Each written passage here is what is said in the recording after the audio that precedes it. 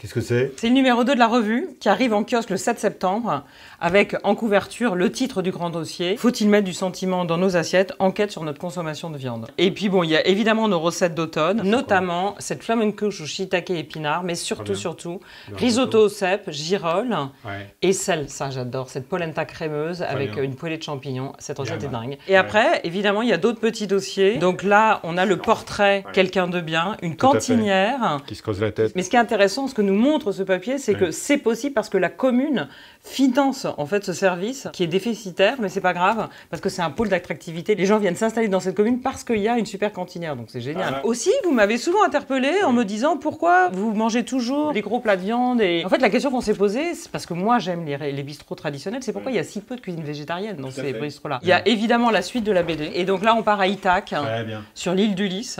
Excellent. Voilà, découvrir la cuisine grecque, mais aussi suivre les aventures des deux héros. 14 pages cette fois. Ouais, 14 pages. Elle est plus longue. Il y a toutes les bonnes tables, évidemment. C'est meilleur quand c'est bon, c'est surtout des bonnes adresses.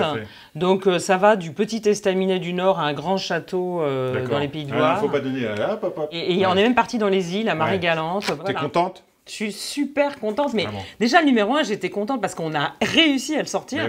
Mais là, le numéro 2, pour moi... Alors, le 2, c'est mieux.